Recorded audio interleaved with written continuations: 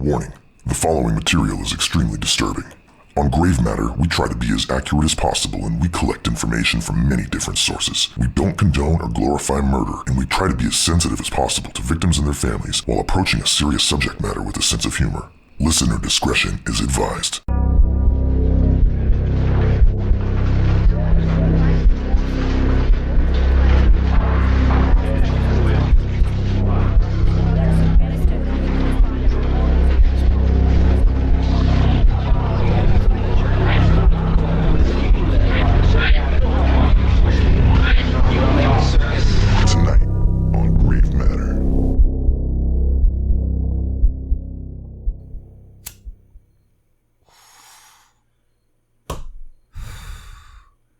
Hello there, bitch. Are you comfortable right now? I doubt it. Wrists and ankles chained, gagged, probably blindfolded. You are disoriented and scared too, I would imagine. Perfectly normal under the circumstances. For a little while at least, you need to get your shit together and listen to this tape. It is very relevant to your situation. I'm going to tell you, in detail, why you have been kidnapped, what's going to happen to you, and how long you'll be here. I don't know the details of your capture, because this tape is being created July 23rd, 1993, as a general advisory tape for future female captives. The information I'm going to give you is based on my experience dealing with captives over a period of several years. If, at a future date, there are any major changes in our procedures, the tape will then be upgraded. Now you are obviously here against your will, totally helpless, don't know where you're at, don't know what's going to happen to you. You're very scared or very pissed off. I'm sure that you've already tried to get your wrists and ankles loose. And no, you can't. Now you're just waiting to see what's going to happen next. You probably think you're going to be raped, and you're fucking sure right about that. Our primary interest is what you've got between your legs. You'll be raped thoroughly and repeatedly in every hole you've got. Because basically, you've been snatched and brought here for us to train and use as a sex slave. All right, welcome to episode 20. That is disturbing. That is the official transcript of the tape recording that played in David Parker Ray's Toybox. Just a small portion of what they had to listen to before everything else. Welcome to episode 20, folks. This is the Grave Matter. Chris Lang and Jill Gentry. What's up, guys? Quite a somber start for the evening, but gotta go big for episode 20. Yep, gotta go big or go home. You can look up the entire thing. There's a lot of different people reading it. It is only more disturbing as it goes on. So we're definitely not going to read the whole thing, but we did want to say hello in a very unique way today. And yeah, those are the actual words of the tape that played. So obviously one of the killers we're doing today is David Parker Ray. And who are you doing, Jill? Cody Posey. I know. Cody Posey. How are you going to follow up? Cody Posey and David Parker Ray, extremely, extremely twisted and famous. Yep. It's our first big name. Big name. Yep. So we're going to go ahead and jump right in today. Like I said, David Parker Ray, a.k.a. the Toybox Killer. Super interesting case, right? A lot of people know about it. Very famous, as we said, but it's a very, very interesting case in the sense that this is just a suspected serial killer. Okay?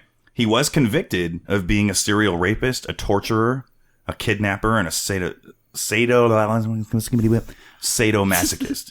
He operated over a 45-year period before getting caught. When one of the girls was to hear that tape, I mean, it was real. There was no getting out. There was no escape. He did exactly what he said he was going to do every single time. One of the most interesting parts of this case is, like I said, suspected serial killer, right? He was suspected of killing up to 60 people. That's 60. 10 times 5. Yeah. Plus 10. Wait, what am I, a fucking mathematologist? You know? I don't know this shit. Not a single body has ever been found. Ever. Not one. Not a single trace. There was no DNA evidence at the dude's house. Nothing. So it's a very, very interesting case. And he wasn't even alone. He worked with several different accomplices, including multiple females and his own daughter, which brings up a lot of questions. But he did, however, receive a lengthy prison sentence. After a myriad of proof was found in his home /trailer/Toybox, which we'll talk about a little bit later. It was just a very, very crazy case, very disturbing case with the most interesting details you can get. Like, I don't know how we're going to top this one as far as levels of, like, disgust and interest. You know what I mean? Yeah, we'll get there. Hopefully after many years of success, we'll have a few of those. Mm-hmm. All right. Well, let's go ahead and just start immediately with his childhood. David Parker Ray. David Parker Ray was born in Belen, New Mexico, November 6th of 1939. So this was a while ago. He lived there with his dad and his mom and his sister Peggy, which is super old school. I kind of like want to take a guess at like his childhood based on the psychology of his crimes and be like, yes, please do. Please do. So tell me all about it. Was his father like probably alcoholic, domineering, didn't have very much respect for women, probably didn't treat David Parker Ray's mother very well. The mother was kind of quiet, soft-spoken. She kept her nose to the grindstone, cooked and cleaned, did what she was told, tried not to get hit on, beat on. Am I anywhere close? Yeah. So, okay, let me go into it. His dad was an absolute travesty of a human being. Okay. All right. That's kind of what I was going for. He was known as being an extremely violent alcoholic who repeatedly beat his mother, him and his sister. They lived in absolute terror until David was about 10 years old. His parents officially split up. And I think his mom did start that way. She actually did start nose to the grindstone, but eventually she turned to drugs. Mm-hmm. And it was pretty bad. And so at 10 years old, they split. And they decided that it was best to move with the grandparents, okay, for the kids and the mom. So they were like, we're going to go to grandpa's house. And, you know, like I said, the mom was at this point heavily involved in drugs, and she was also drinking a lot, just trying to hide the pain in whatever way she could, really. And when they went to live with grandpa to start this new life, grass is greener, right? Mm-hmm. The grass was not greener I was going to say, probably about the same story. He was the same way. He was an older guy. He was in his 70s or whatever, and he was extremely old school and very, very strict. And so he had all these rules, like the way I wrote it, he had a plethora of strict rules, and failure to follow them resulted in physical violence and beatings. Mm-hmm. The mom couldn't take it, and so she basically left, was always staying at friends' houses, using drugs, and kind of just dropped out of the picture, which is super sad for the situation. Like, to be honest with you, I always hear, like, I was watching this one video, and this girl was like, look, I'm not trying to, like, you know, say I understand or relate or like have sympathy for these killers, but you know, geez, if he didn't turn out to be like this, everyone would have felt so bad for him. You know what I mean? Mm-hmm. It's true. It's true. He had a terrible, terrible childhood. The dad would actually come and visit him, right? So the dad wasn't completely out of the picture. He would come and visit them, and he would leave with David this violent pornography, and it was like BDSM. And he was like 12 years old when he started doing this. You know what I mean? It was like 1952. You know what I mean? Mm-hmm. So super weird for the times. Super weird in general for a child that age with that type of explicit stuff. You know what I mean? Mm-hmm. It was, you know, BDSM, which was really, like I said, unusual for the time, but it was also not just regular BDSM. But it was like torture and stuff that he basically turned into. You know what I mean? With significantly more body hair than you would find today. Probably. So I feel like that whole experience really kind of shaped him into this monster that he became to be. His only escape from that life was when he went to school, you know? Mm-hmm. And it wasn't an escape at all. He was bullied constantly. He was very awkward around girls, and so that people always made fun of him for it. Well, yeah, look what he was taught about girls his whole life already. Yep. And he wasn't a small dude. He was tall and lanky, right? So he was like 6'3". He was pretty big, but he was super skinny. Okay, like I used to be, but like we all used to be. Yeah, I know, right? But he was a lanky loner, and there was unfortunately no escape from this life. So whether he was at school, whether he was at home, whether he was with his grandparents, he was always being abused, beat up, had these, you know, violent sexual tendencies that really started at a high school age. He basically turned to drinking and drugs, right? Surprise, surprise. Mm-hmm. And he used his pornography as well as like an inward focus. So that was his escape, was the pornography and was the drugs. And so it just became a crutch for him, and he very intensely focused on it, right? And so that was like his only thing in life that he would ever pay attention to. His only escape from reality. Yeah, exactly. His sister actually found his porn in Lucky her. In 1953. David was 14, and she didn't say anything at first, but it certainly created like this impression of who he was going to become. And she spoke at the trial and was like, yeah, pretty messed up. So she did wind up mentioning it. After high school, he took a job as a mechanic. He trained as a mechanic and pretty quickly left for the Army. And when he was in the Army, he became a mechanic as well. And he was like the best mechanic the Army ever saw. He was an outstanding mechanic. This dude, to the point where like he made his own tools to make jobs easier. And I was an aircraft mechanic in the Marines, and I'm like, we were not allowed to do that. But a lot of us wish that we would. You know what I mean? The Japanese do it. The Self-Defense Force, they still do it.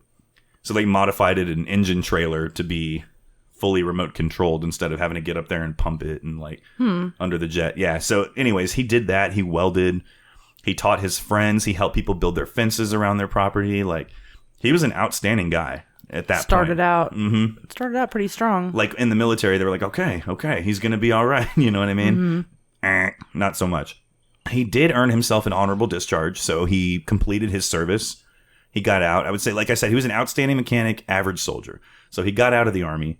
And as he got out of the Army, he basically kind of continued the friendly neighbor persona, right? And he was always like willing to help neighbors, how to build, how to fix things. And he had this innate understanding of how things worked, which really came in handy for a lot of people in the town. So he always went back to New Mexico, right? When he moved with his grandparents, he was just in a, down the street, different part of New Mexico. And now he's back in New Mexico. So after he gets out, once again, stays in the mechanic field, and he marries his first wife. I don't know when this was. I'm assuming maybe 25 years old, something like that. He says to her at one point, he goes, hey, so when I was 15, I tied a girl to a tree and I raped her and then I killed her. And she was like, she didn't believe him. She was like, what are you, drunk? Like what? You know what I mean? And she was just, I think it was easier for her to ration with herself and say that it wasn't real. Although she did wind up leaving him. Can't imagine why. I know, right? She said it was due to increasing disturbing behavior. As did his other 3 wives. They all, by the way, he was married and divorced 4 times. Just never worked out. I don't know. They weren't into it. But yeah, 4 times. He actually had 2 kids out of that, and one of which became his accomplice.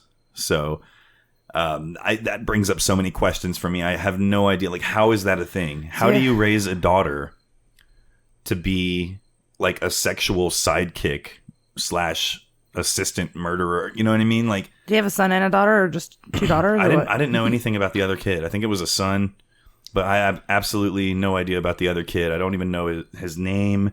It's so weird. Like, disappointment to his father. Yeah, I guess so. Right. So I don't know if he left quickly, but I know that the daughter was indeed his accomplice. So a lot of questions. Just having a daughter myself, like, how do you have the mindset so twisted? Like, is it a baby and you're like, I'm going to raise you to like kill people with me? Like, how do you even, or is it like, oh, that's my baby? And then years later when they're older, he's like, all right, it's time, you know? If my instincts serve me, probably by the time she started hitting puberty, he started having some kind of tension towards her, and she was all more than happy to help him. Her dad. Yeah. Get rid of, to help him work out his shit on somebody else, and she wouldn't have to. Yeah, okay. That would just be my first guess.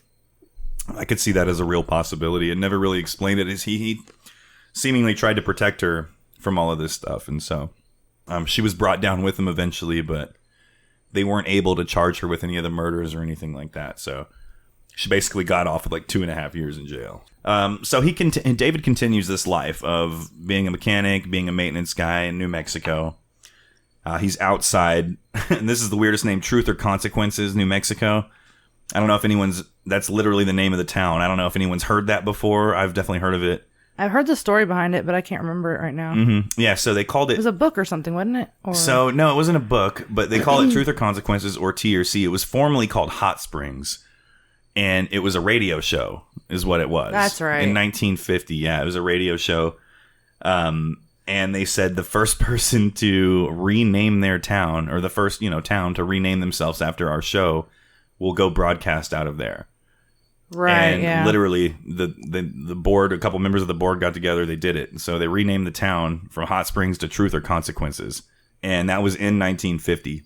Now, the crazy thing is he lived in the area at the time, so or he moved to the area right after they did that.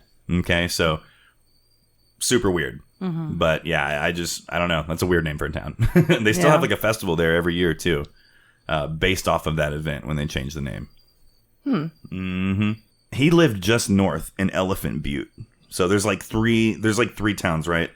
There's the main town. There's Truth or Consequences, and then directly to the north you have Elephant Butte, and then directly to the north of that you have, I think it's called Rock Canyon.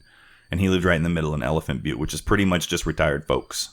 I wonder why they used elephant for New Mexico town. Maybe they found fossils. I don't know. That's a pretty good assumption, right? I don't know. Probably. I don't see why else would they would. Who knows? I want to know what a butte is too. A butte's like a canyon or something. That's what I thought. Yeah. It's like some type kind of geographical. Yo, what am I, a freaking rocketologist? Yo, I don't know. Paleontologist. Right? That would have been a good one. Geologist, paleontologist, elephantologist, butologist. What is this? So he carries on living this kind of private, torturous, murderous life, and smack dab in the middle of Elephant Butte in this retirement community, with friends and family like all around, and nobody was the wiser. No neighbors were the wiser. Nobody knew. Everyone knew him as a regular dude. You know what I mean? That's always the case, right? But I mean, it makes sense because he's trying to blend in and be normal. But he got a job as a park ranger at the state park. From mechanic to park ranger. Well, he was basically the park ranger in charge of maintenance. And so, but he was armed. They gave him like a weapon and everything. And so, good. Which he never used on anyone. But he used a couple other things. Yeah, well, we'll see. We'll talk about that a little bit later here. So yeah, he kept living this private, torturous life. And the reason he was able to get away with it for so long is because of his toy box, right? So he's known as the toy box killer, and a lot of people that are not familiar with the situation assume that it's based off of children or something to do with kids, but actually the toy box was an air-conditioned Caucasian semi-trailer, white, a semi-trailer that had been retrofitted as a soundproof torture chamber. Later, they would say that over $100,000 was spent. It's probably the size of this studio right here. Really? I think it's probably the exact size of this. It was not a standard 18-wheeler. It was, it was smaller? It was smaller, and it was a little wider. That's weird. Yeah, it was weird. It was very weird. I thought it was a regular. So did I. I saw, but it was not. Oh, okay. It was not. It was shorter. Now that we're clear on that.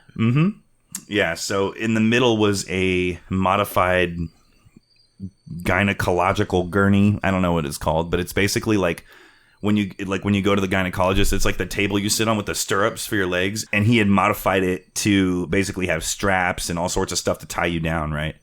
Yeah, I mean, they're pretty well set up for that. They had the stirrups though. You know what I mean? So that's what the leg stirrups, right? Steer it up.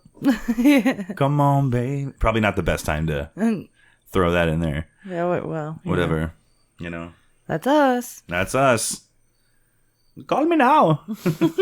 Mirrors on the ceiling. Pink champagne on ice. I'm sorry. It's the Eagles. Anyways. No, but there was a mirror on the ceiling so they could watch themselves being tortured. I have to do humor. This is dark. This is sadistic. You know what I mean? What a good word. Sadistic. Yeah. Everything is not boffo. So he also had like EMS equipment. He had oxygen tanks and intubation tubes. He had basically an anesthesia station where he had a small pharmacy. He had enough phenobarbital and sodium pentothal to take down the entire town of Elephant Butte, which is all 10 people. All right, so pretty intense. He had all the bobitol. So he had, like I said, he had a small pharmacy. He had phenobarbital. and sodium pentothal. So sodium pentothal, by the way, is truth serum, right? Or so they say. What it really is a cocktail of like morphine and Xanax and like all this stuff. Like basically it's crazy. You know what I mean? They don't know what's going to happen. Just lowers your inhibitions, and you don't give a shit if you tell the truth or not. No, it's like it's used for hypnosis. Yeah, but it's basically right. I think that's exactly what it is. There's phenobarbital, which is pretty much used for like certain kinds of anesthesia, but really for epileptics, treating epilepsy. So he would mix them together and basically overdose people on it to where they were out of it for like 4 days, and they would wake up on the side of the road and be like, "What?" And they wouldn't remember anything. Because he let a lot of people go. He really did. There were a few that he killed, and most of them, when he was done, it was just like if you read the entire transcript of that tape. At the end, he says, "You know, when we're done with you, we're going to let you go. We're going to drug you up. We're going to let you go." And that's what he did exactly. So most of these people actually did get away, but keeping several at a time over the course of 45 years, and he did about 5 a year on average. So, you know, I'm not a mathematologist or anything, but that's a lot of victims. And supposedly he killed 60 of them or so. And so it's crazy. It's crazy. He said that he dumped their bodies down mine shafts. And can you imagine? Like, we struggle to find time to do a podcast about this stuff, and he actually was doing this whole life. And I'm like, how did he pay as a mechanic $100,000 to outfit this shed? You know what I mean? Over 45 years, you probably just built on it over the time. Oh, true wealth is accumulated. What am I supposed to say here? I don't know. What am I, a financeologist, you know? So he kept this up, like I said, 45 years. He said that his first one was back in the 50s, okay? And when he got caught, it was 1999. And so, yeah. The reason he got caught is very, very interesting. It's because one person escaped after all this time. And her name was Cynthia Virgil. It was March 19th, 1999 when she was taken, and she escaped on March 22nd. The way that this happened is he basically told the whole story. He pulled up on a prostitute in a parking lot, and he was acting as an undercover police officer and basically arrested her for soliciting sex illegally, which I guess is always the case in that. Under the circumstances. You know what I mean? So he had cuffs, and he arrested her. He put her in the car, and then he drove her straight to the torture chamber, to the Toybox. Tied her up and then played the tape for her and came back when he was ready. But they had her there for 3 days. And at that point, you know, after the third day, she had been repeatedly raped. She had been tortured by both Ray and his girlfriend at this time. Now, he's been divorced 4 times, but at this point, he has a pretty steady girlfriend, Cindy Lou, who fucking Hindi. Cindy Hindi. No wonder she bad. You know what I mean? She started with attitude. She definitely did. So, Hindi screws up on day 3, and I think they were on drugs at the time, but she basically left the keys within reach. And she went off to, like, go do some more drugs or whatever. Feed the goats and shit. Yeah, exactly. Go check out why they call it Elephant Butte. Yeah. So Cynthia is quiet about it, but grabs the keys. As she's unlocking herself, she sets off the sensors that they have placed in there. This place had motion sensors, electronic sensors, a closed circuit camera system, 2 locks on the outside, 2 locks on the inside, all by key. The ones on the outside were deadbolts. There was, like I said, soundproofing. It was all steel-plated walls. He said it was more secure than a prison. There was pretty much no way to get out, but she had the keys. And so as she undid herself, Cindy Hindi hears the commotion and comes to stop her and immediately smashes a lamp on her head, despite being surrounded by a plethora of available murder weapons. Right, she's like got all kinds of shit around her, and she picks the fucking Pier 1 Imports freaking lamp sitting next to the door. Like, what? So Cindy grabs a lamp, smashes her on it. Now, if she would have said, "Let there be light, bitch," that would have been awesome. Yeah. Didn't happen. So Cynthia responds by grabbing an ice pick, which is not hard to find, by the way, in this room, and stabs Cindy in the neck. Okay? So she survived the stabbing, but it immediately dropped her, and she was able to run out of the door. She still had that iron horse collar wrapped around her neck, and with a chain dangling off of it, but it was disconnected from the floor, right? She was completely naked except for that. So she took off running, ran to a neighbor's home, banged on the door. She was like, let me in, let me in. The guy was like, okay. Threw a blanket on her. We're going to have to figure this out together. It's a normal Thursday afternoon. Seriously. Goes to the neighbor's house where they called the police. And, the cops show up and they arrest them, of course, and they search the trailer. In the trailer, they find a video of Kelly Garrett in 1996, okay? Now, Kelly Garrett, this was a video of her being raped and tortured, okay? She went out to a pool hall after getting into a fight with her husband. And the daughter, Ray's daughter, tartar sauce. Ray's daughter. Tartar sauce. So Ray's daughter knew her and basically put a roofie in her beer. And then as she was super messed up, she's like, I'll take you home, girl. And as they walked outside, Ray was there with like a club and hit her in the back of the head immediately. She was just out. Threw her in the car, took her back to the toy box. They repeatedly drugged her the entire time, basically, to try and get her to overdose. When that failed, I think their purpose was to kill this girl because she knew the daughter. So, so she knew who to too. Yeah. And So so the police took her. they realized that she was still breathing. And so David took it upon himself to grab a knife and slit her throat, at which point she kind of went limp. And they threw her in a vehicle and they dumped her on the side of a remote road. A couple hours later, she wakes up. Wow. And I know, like, what? Just completely out of it. She survived. The most fucked up part about that is when she went and told the police, nobody believed her. Her husband was like, don't believe her. This chick's been cheating on me. She's probably just on a drug binge. The husband filed for divorce after this and left her. Wow. And she went back to Colorado by herself. The only reason that she was found was because of a lead on the tattoo on her ankle that was shown in the video. Really? And that's how they tracked her down. Mm-hmm. And she was like, yeah, it was me. Yeah, it really happened. Surprised everybody. I tried to tell you. All right. That's fucked up. So as this whole investigation's going on, they have the Kelly Garrett video. They find Kelly Garrett. More girls start to come forward, okay, from the area, usually from TRC, Truth or Consequences. Angelica Montano said the same thing that happened to her. She was drugged and released on the road, just like the tape had said was going to happen.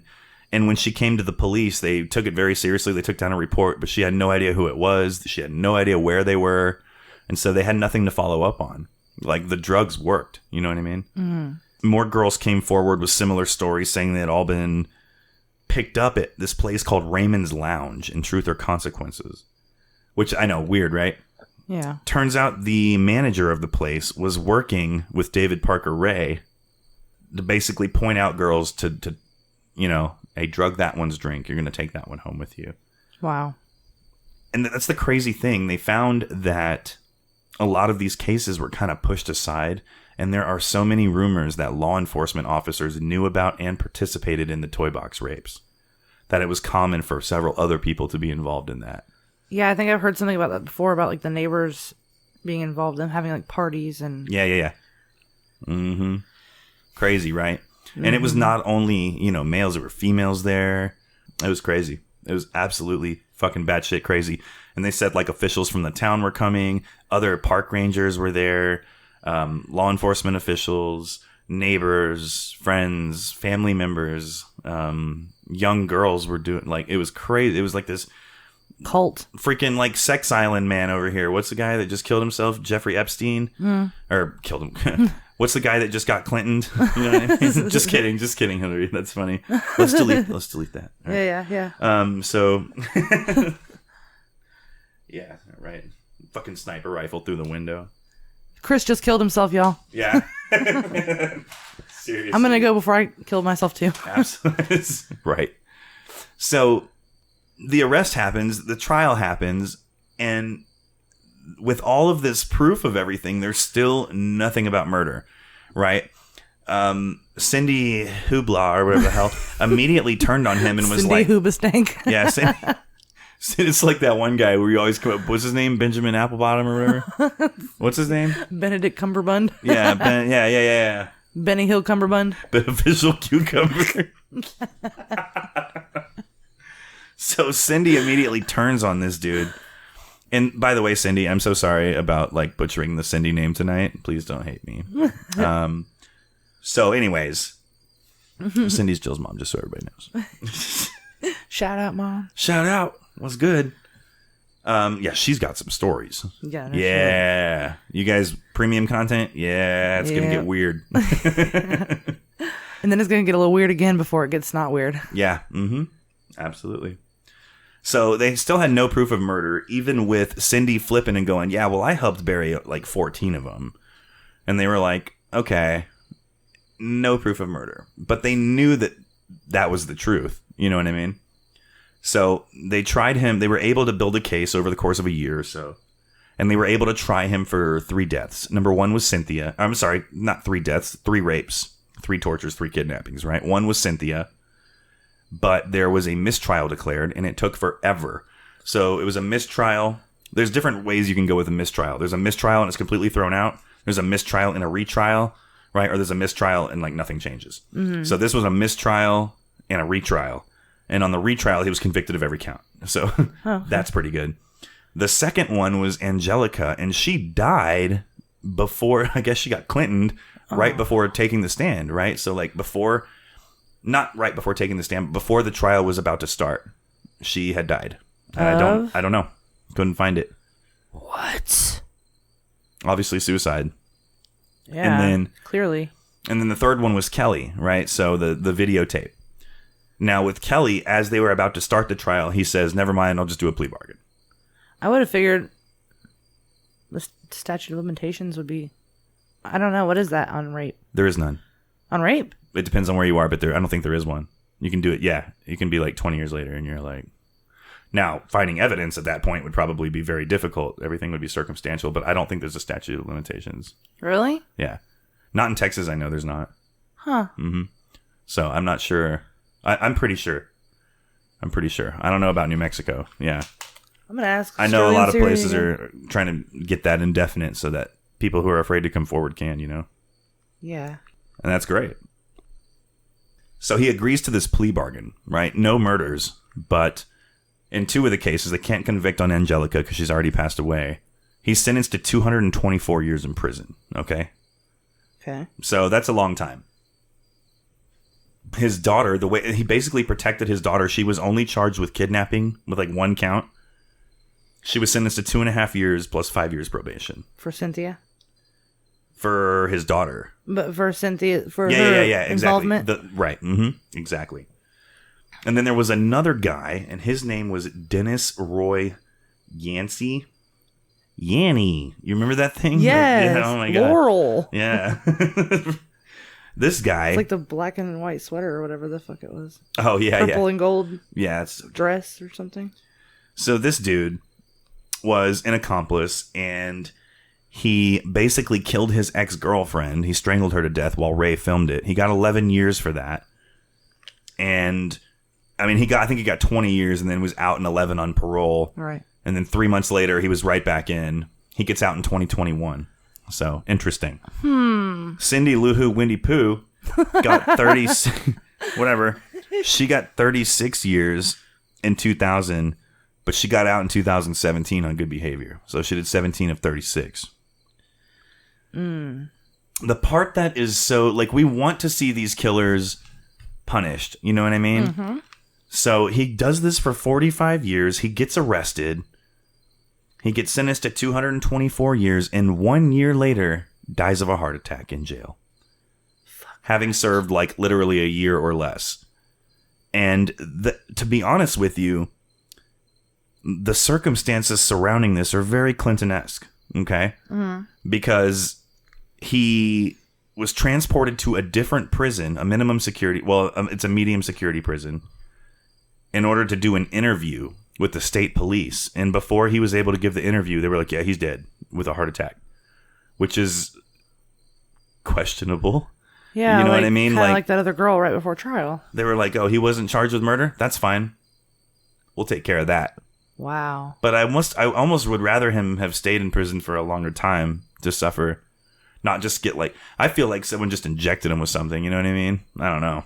There's Cindy Hoobastank. Oh, she looks like a Cindy Hoobastank. Mm-hmm. Cindy Lou Hoobastank.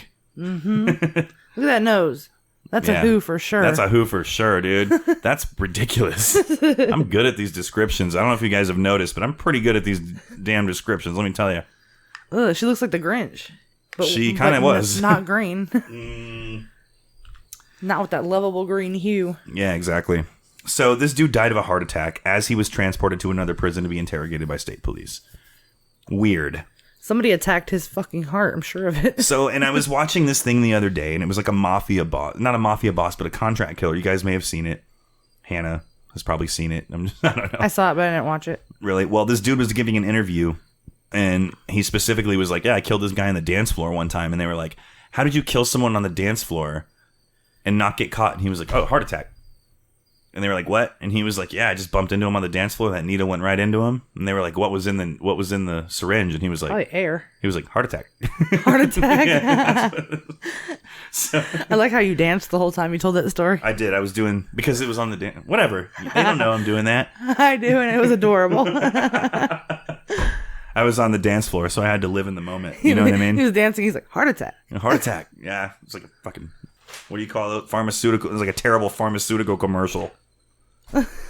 So anyways, that's the story of David Parker Ray. He did a bunch of messed up stuff. He even had his dogs rape these girls sometimes. Yeah, I remember that. That was so horrible. Just absolutely terrible, terrible human being. Finally got caught, dies like months later. It's such a bullshit. Like I said, Clinton-esque. Very Clinton-esque situation. Fair. It's not. Mm-mm. It's really not fair. So anyways, very famous case. Very crazy. Look up the transcripts or the people that if you can take it. It is pretty intense, but certainly very, very interesting if you're into this kind of stuff. So, Jill, let's go ahead and move on. We got a couple cool things coming your way, coming from your way, coming my way. Well, during my research, so my killer's from New Mexico also. Ah, see what I did there? Yeah. During my research, I found this like little clip, this little article that I was intrigued by. It has nothing to do with my killer. It has nothing to do with your killer as far as we know. But I'm just going to read it how I found it. So it says, on February 2nd, 2009, the bodies of 13 women and one unborn child were found in a mass grave on the edge of Albuquerque. Jesus Christ, none of this is going well. No, so far so this good, is right? Let's just nobody go to New Mexico, okay? Yeah. I have been to Sandia Peak though in Albuquerque. That was a lot of fun. I actually went with Dallas. He told me the skiing trip when you were pissed they wouldn't give you poles or whatever. Yeah, you were too little. Yeah, I was too little. And also, our hotel was right next to a Sonic, and every time I ordered, they were like, "Yes, ma'am," because I was like 12 or whatever at the time. I was like, "I'm a boy," like little ginger Chris. Yeah, I've seen pictures of you from back then. You're all freckles and dude, seriously. I also got in a skiing accident on the mountain and was stuck up there for like an hour. I don't know if Dallas told you about that, but no. Yeah. He told me you outskied everybody, but maybe it was unintentional. That's accurate. He said everybody got really sick of it really fast, and you were just like, "Wee!" Yeah. I went until we closed. It was dope. Yeah. Except for that one run.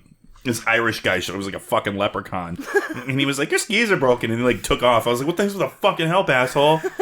Right? Yeah, anyways. Good luck, little ginger boy. Yeah. Fucking asshole. So back to the mass grave. I had no idea who that guy was. Like, I don't know if he worked there. Like, I'm sorry, mass grave. Dead children. Maybe he's listening now, and he's like, I remember that little fucking ginger. I know, that guy couldn't ski for shit. He's like, I'm from Ireland. We're afraid of redheads. Oh, fuck Not. this podcast. You know what I mean? Right? Yeah, you were one of his people as far as he knew, and he just left your ass in the dust. I know, right? Okay, so mass grave. There's dead kids. What's going on? The victim's bones were uncovered during a construction project. A woman who was walking her dog spotted what appeared to be a human femur on the construction site. That's pretty specific. Yeah, she alerted authorities. It took almost a year to identify all the bodies. Wow. The names of the victims: Jamie Barella, Monica Candelaria, Victoria Chavez, Virginia Cloven, Selenia Edwards, Cinnamon Elks. Yo. Let me just say, none of these last names match the first names. Cinnamon Elks. I mean... Damn. I had honorable mention. I had to. Like, Cinnamon Elks. No offense. Next Elks. up on stage. Elks. Cinnamon Cinnamon not elks. Oaks. Cinnamon Elks. Yeah, like And sage vanilla reindeer. Vanilla venison, bitch. Super sorry. Anyways, To the sorry kin about that. of Mrs. Elks. Mm-hmm. Doreen Marquez, Julia Nieto, Veronica Romero, Evelyn Salazar, and Michelle Valdez, who was pregnant. She was the mother of the unborn child that was in the grave. Yeah. It's unclear how they died. Really? I was really kind of hoping to learn. Yeah. The perpetrator has been dubbed the 118th Street serial killer because the bodies were buried adjacent to 118th Street Southwest in Albuquerque. Okay. It's unsolved. Shit. It's unsolved to this day. That was in 2009 they found the bodies. They were able to identify all of them, and they don't know who killed them or why they were That there. was in 2009? It's about Wow. 150 miles from Elephant Butte. Wow. Yeah, I thought that was pertinent Yeah, yeah, information. yeah. You know what I mean? Like, I thought that was interesting. That's to nuts. add. I mean, he was dead at the time, but his daughter wasn't. You know what I mean? Cindy Lou Hendy. No, that was his girlfriend. Yeah, she's still alive, right? Yeah, Somewhere. She is. Mm-hmm. I bet she doesn't live in fucking Elephant Butte anymore or wherever. I know, right? Like, how do you even go grocery shopping after that? I don't know. Ask McDuff. I mean, I can't imagine being What you doing with involved that broom? Sweeping. You sure? You sure about that? So what do you think? Do you want to go try to solve these unsolved crimes in Albuquerque? Nope. Sounds like we're... Not in a rush. okay, well, rest in peace. I would like Cinnamon to- elk. I would really like to know what happened, though. Yeah, that fucking... It's weird. That name, though. I'm going to never forget that name, though. Cinnamon elk? Abraham Waterhorse. Yes, Cinnamon Abraham Elks. Waterhorse. Cinnamon Elks. Oh, like the plural. It's spelled... Well, I guess not, because the plural is just elk. No, the plural is elks. No, look at all those elks. That's Yeah, true. What the fuck? It's a just made-up elk. word. Yeah, it's not even real. Cinnamon Elks. Wow. That's interesting. Cinnamon would be interesting enough. Cinnamon Johnson. Cinnamon's elk. Cinnamon Sergeant's major. Weird. I feel really sad for Cinnamon Elks, but I felt like that name just had to be... Yeah. We had to say something. That's ridiculous. Yeah. We run across some odd names. On to Cody Posey. Seriously, what the hell kind of name is that? That's the name of a flower. Cody Posey? Posey. Oh. Ring around the posies.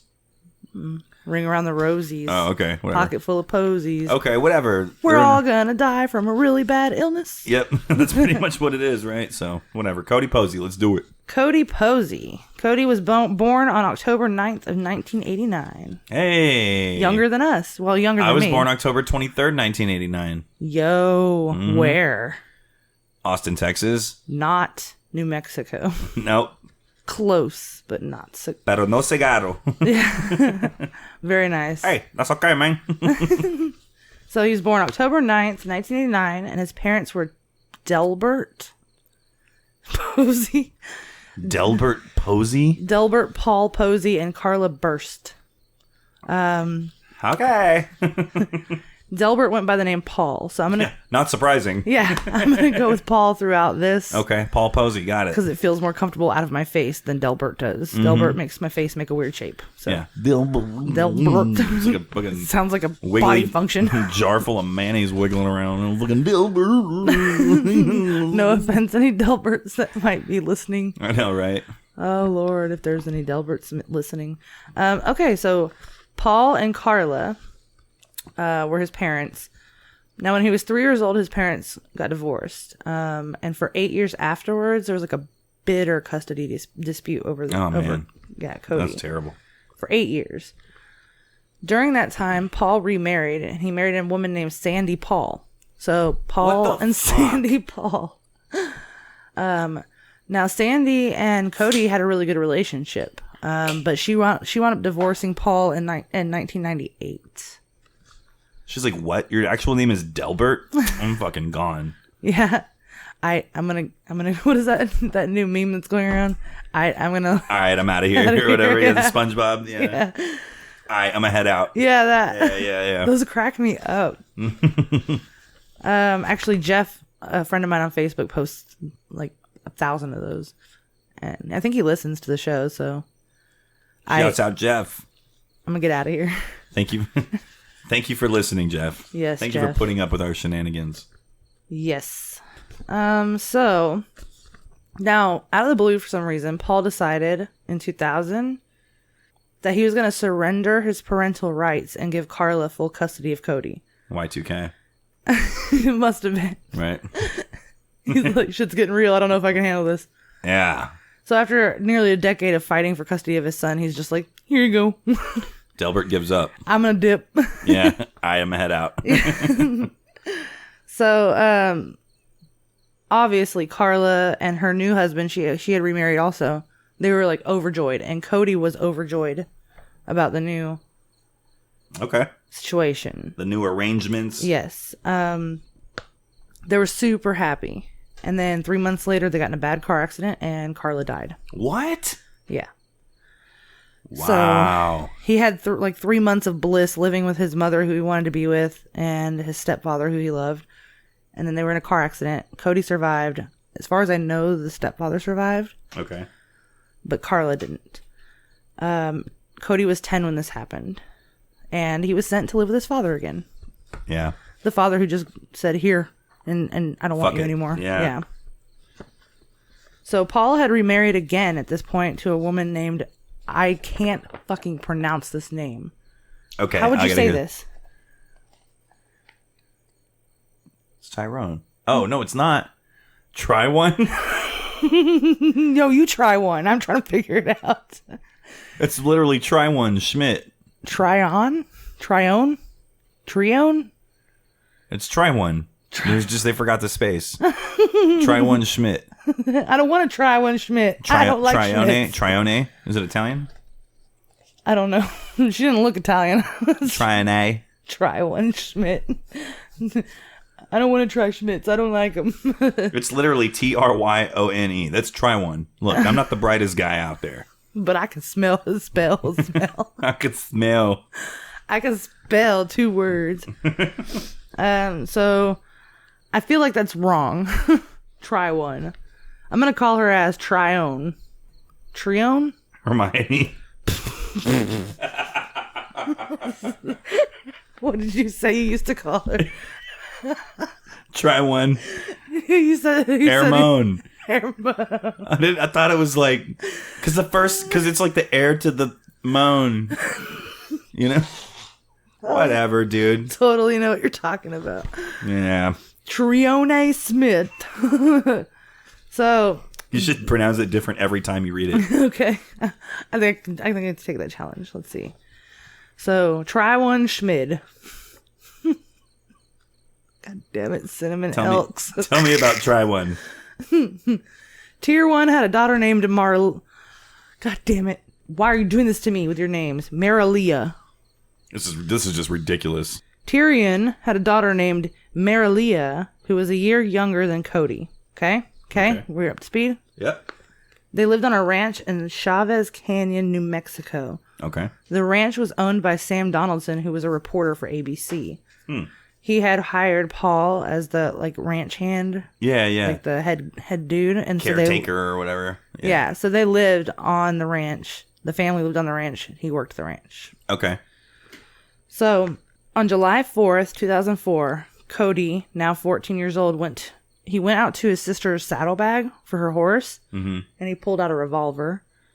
He walked into to his house, and he found Trombone sitting there reading a book. And he walked up to her and he shot her in the back of the head. Wow. And he had emptied the bullets out of the gun, but he forgot to empty the one out of the chamber, I guess. I don't really know how that works. Not if it's a revolver. So, okay, I don't know how that works, but Yeah. he thought he had emptied it was snake shot is what was in the gun. Okay. And he thought he had emptied out all of the snake shot and he replaced it with like a bigger pow. Okay. And so he shot her the first time with snake shot, I guess, by accident. Jeez, all he had to do was try once. You just had to try one. And then you had to try again. Yeah. Oh, jeez. So he shot her a second time to make sure that he had completed the job because he didn't think the first one would do it. Wow. So, of course, his father and his stepsister come running into the room from outside. to find out what's going on. And he shoots his father right there in the doorway. Kills him? Kills him. Wow. Then shoots his stepsister and kills her too. Jesus. Okay. 3 for 3. No one else is in the house, right? Nope. Except for him. Yep. Okay. After that, Cody dragged all 3 bodies out of the house and he loaded them into the bucket of like a John Deere backhoe. Okay. And he drove them off onto the property somewhere and he tried to bury them, but the ground was too hard. So he wound up burying them under like a pile of manure. Okay.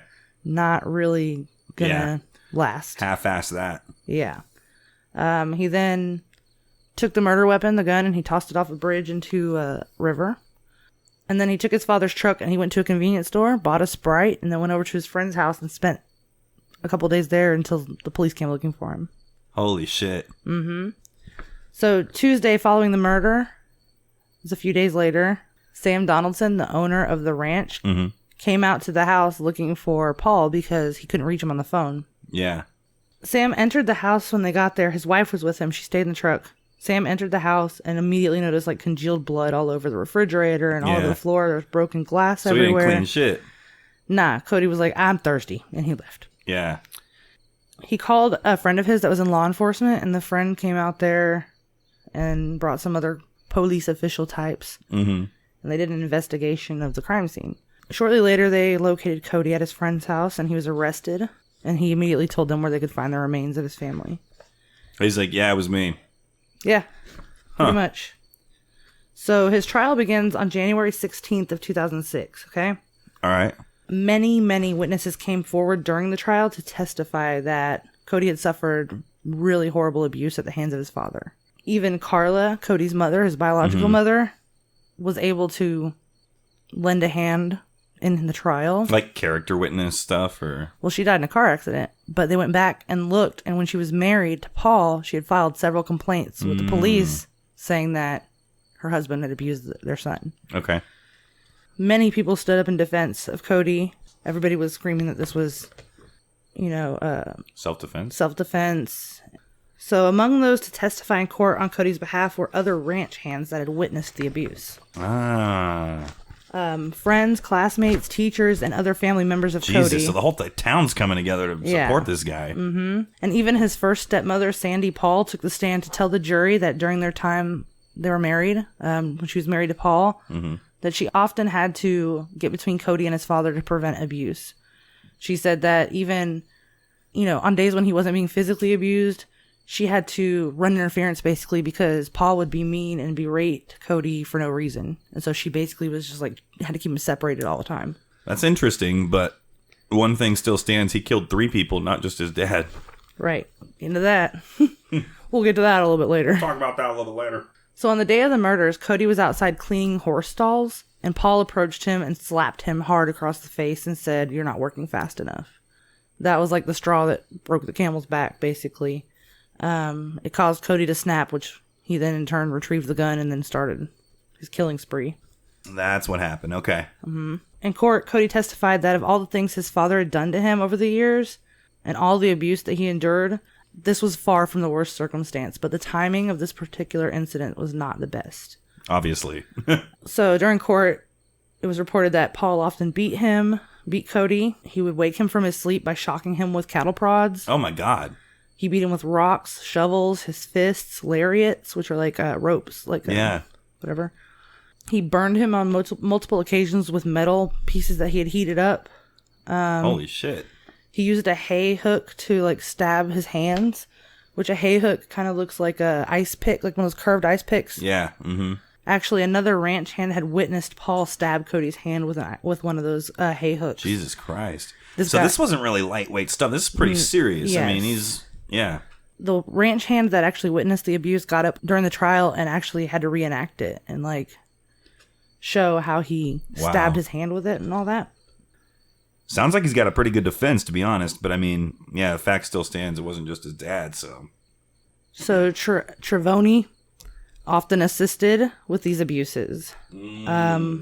She would encourage Cody's stepsister to report on him and tattle on him, follow him around. Now we're getting somewhere. Mm-hmm. And then they would punish him in front of his stepsister, and then they would reward her when he got in trouble in front of him. It was constant, like, He was getting all the negative attention. She was getting all the positive attention. And not only was she getting all the positive attention, he had to witness her getting it at his expense. So Cody was obviously regularly mistreated. When he wasn't being physically abused, he was being verbally and emotionally abused and threatened. Cody recalled in court that his father had recently told him that he was going to, quote, rip his balls off if he missed a gear while driving a piece of farming equipment. Wow. On July 3rd, the day before Paul slapped Cody in the face, Cody had run away from home for a time because of an incident that occurred in their home. So this is the day before they were all killed. Yeah. According to Cody, his father had dragged him into Paul and Tyrion's room. And she was on the bed naked. And his father told him, whether you like it or not, you're about to have sex with her. What the hell? Cody refused. He got sick. He was disgusted, shaken. And just as Paul started to get like really Irate. aggressive with him, he took off and left the house. He returned later on in the night because he didn't really have any options of anywhere else to go. The next day, I wouldn't even be surprised if him cleaning out the horse stalls was a punishment for that. Of course. But the next day, the next morning or whatever, he's cleaning out the stalls and he sees his father come over there and he fucking slaps him across the face because he's not going fast enough. So that's why the timing wasn't great. He was probably out there thinking about, like, what the fuck's going to happen if I go in that house again? Like, this, he's not going to just drop How do I this. get out of this? It's got to be a huge mental complex at that point. Yeah. Yeah. You know, if it presented itself once, it's not just going to go away. His dad was not that kind. You know what I mean? Obviously, yeah. Now, during the trial, the defense team actually brought in evidence of incestuous pornography. They found it on Delbert's computer. Wow. They found it on his personal computer. And the material had been viewed many, many times, but it had been proven that it was only viewed during the hours that Cody and his sister were at school. So it was like his father was obsessed with this whole scenario for whatever reason. On Tuesday, February 7th, 2006, after weeks of emotional testimony, Posey was convicted of first-degree murder in the death of his stepsister, second-degree murder in the death of his stepmother, and voluntary manslaughter for the death of his father. He was found guilty of 4 charges of evidence tampering. Oh, wow. Yeah. Now get this shit. Okay. So they weren't completely blind to his suffering, okay? On Thursday, February 23rd of 2006, Cody was sentenced by Judge Counts as a juvenile. He was to remain in custody of the juvenile authorities until he reaches the age of 21. He would be released on parole in as little as 40 days after he was sentenced. Oh, wow. So he was eligible for parole like a little more than a month after his sentencing. Okay. He didn't get parole. He actually stayed until he was 21. He was released the day after his 21st birthday. Happy birthday. Now, the family of Delbert were the only ones that really didn't have any sympathy for him. Okay. Even the father, the biological father of his stepsister, was like, she wouldn't want him to be punished. He was already punished enough. Like, yeah. He did not want him to be sentenced or charged. He said, you know, it was a sick situation he was involved in, and I want to, you know, I forgive him for it, and I don't blame him. He was forced to do this, or some basically. Yeah. But Delbert's family, not so understanding. They filed a wrongful death lawsuit, and then they tried to sue Rockstar Games For Grand Theft Auto? For Grand Theft Auto. Publisher Take-Two Interactive and PlayStation 2 manufacturer Sony. How'd that go? They alleged Posey was trained by the video games Vice City to be more aggressive and more efficient killer. I don't know what the outcome of that lawsuit was. Interesting. But Cody was nonetheless released October 10th, so I guess it was the day after his 21st birthday. He's somewhere out in society, living under an assumed name probably. I don't know where he is now. I couldn't find any information on that. Yeah. But what I really think is a shame is that all those people came to his defense after he had to kill his family. Right? That's right. Like, why didn't someone say something before? I mean, his fucking teachers. That's crazy. He was showing up with cuts and bruises. People had witnessed that he had been whipped. They had witnessed scars on him, burns on him. Enough to the point where they came to court to defend him. But they didn't say shit. Not a single person. Before he had to snap and take care of it himself. How old was he when he committed the crimes? 14. Okay, so he was in there for 7 years. Well, he was in court up until he was 16, I think. He got Okay. sentenced when he was 16. Okay. And then he went to the juvenile facility after that. Yeah, 5 years. Yep. And Very then, interesting. So he did get off pretty easy, all things considered. I guess if you think a lifetime of abuse and and all that is... Well, I mean, they could have just been like, yeah, well, you shouldn't have killed him. Here's your life sentence. You know what I mean? Yeah, I mean, he probably would have been better off in jail than living where he was living. I mean, it probably would have been worth it To be him. honest, yeah. I mean, who the fuck wants to be woke up with a cattle prod? I'd rather be woken up by a freaking buzzer. You know what I mean? Mm-hmm. Like, Yeah, I think my drill instructor throwing trash cans would be infinitely better than that, you know? yeah. I mean, that breaks my heart. There's kids out there right now that are going through shit like this. You know what I mean? He's just the one that retaliated. He couldn't wait till he got old enough to leave. You know what I mean? Yeah. So. He was like, all right, I'm going to head out. Yeah. Yeah. So that's a different story than what we're used to, but Yeah, it sure is. I feel some type of way, some type of sympathy for that kid. You know what I mean? yeah, I do too. And I always do feel that kind of sympathy when I read the stories of what happened to these people as children, and then when they're like in their 40s and they're raping people, I'm like, okay, well, fuck you. But in this case, I don't know, man. yeah, I mean, if everything that was testified in court was true, then I'm, with the exception of maybe the stepsister, then Right, they had that's my one. I'm like, okay, well, He killed her because he was afraid that she was going to immediately go and tell on him, I guess. But he he admitted to it the next day anyway. But Yeah.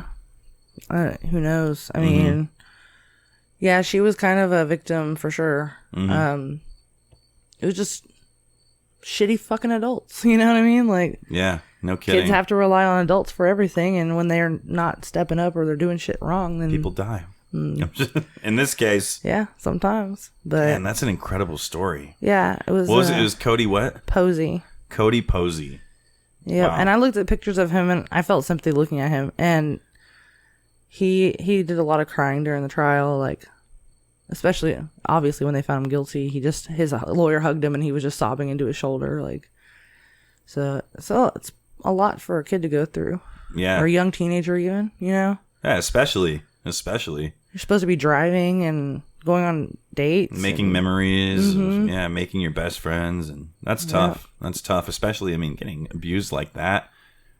If I was getting abused like that, I would kill him instantly the first time it happened, you know what I mean? But for it to be like a father, and that's tough. That's very, very tough. And just really sucks because he had the opportunity to have a happy life if his mother hadn't died in a car accident. Yeah, oh my everything would have God. turned out Seriously, different. right? He would have been living with his mother, and Things would have been he fine. would have been happy. Yeah. Yeah. So What just a that fucked up turn of events, one huh? fucking accident ruined his life, her life. You know what I mean? Like everything. Gives you a lot to reflect on. Yep. Well, we'll leave you with that, guys. A lot to reflect on for episode 20. Probably one of our hardest hitting, heavy hitting episodes so far.